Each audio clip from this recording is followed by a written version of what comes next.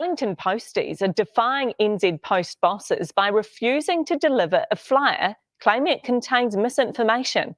It's the work of a campaign group who say they're only highlighting wasteful spending by the City Council. Kate Nichol-Williams has more. A flyer that was meant to end up in letterboxes around the capital that posties won't deliver. Where there is Islamophobia, there can be some pretty irrational behaviour, and we're really concerned about that. Do we want to just give them a little golf clap? I mean, that's pretty cool. Up the union. Yeah, like that's pretty cool. This is a big thing, and I'll cover what David Seymour thinks about this after the clip. Yeah, all right. The flyer from campaign group Better Wellington attacks what it calls wasteful spending. Among the claims, that council wants mosques to broadcast the Islamic call to prayer. And the reason it's obvious that this is some kind of xenophobic statement is that it's got nothing to do with wasteful spending. It's not going to cost anybody the opportunity for this to happen on a particular day for a particular reason that I all think we remember quite vividly in March.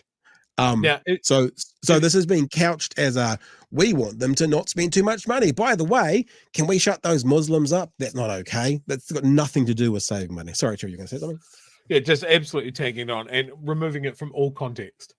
Yeah. Wants to send 6 mosques to broadcast the Islamic call to prayer across the city. What? 3 times a day? Like they do over there in the stands? That's what they want people to react to.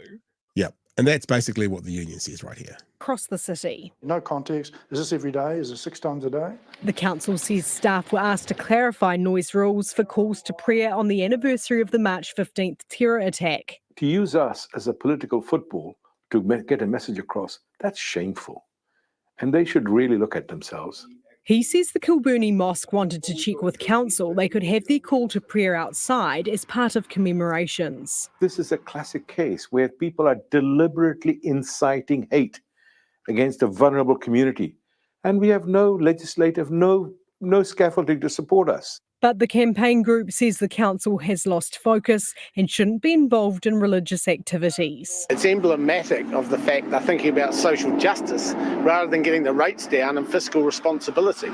He disagrees the content expresses hostility toward the Islamic community. We've put it there to highlight the issues at Wellington City Council. We have no position on religion and we don't want Wellington City Council to either.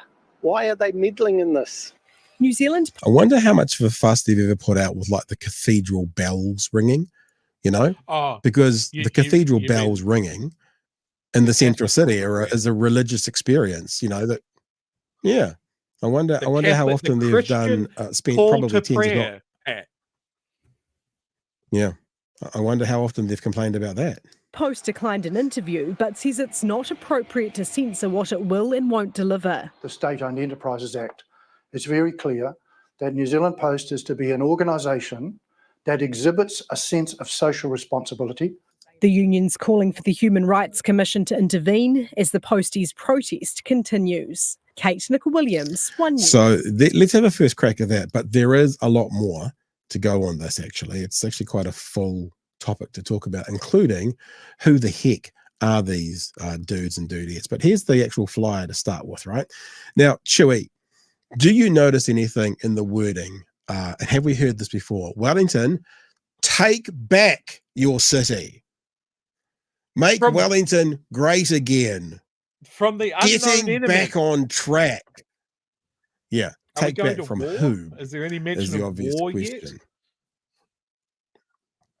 Yet? And here's the line in particular. Wants the city's 6 mosques to broadcast the Islamic prayer to call to prayer, across the city. Yeah.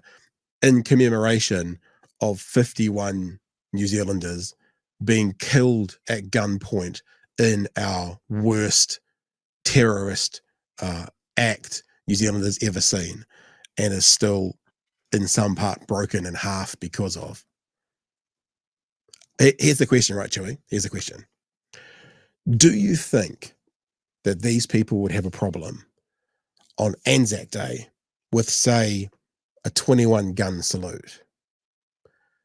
Do you think these people would have a problem on Christmas Day with the cathedral bells ringing out?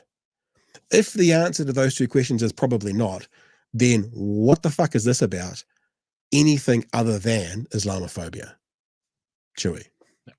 There's absolutely no, like it stands out like dog's balls compared to the other things that they're complaining about. Yeah.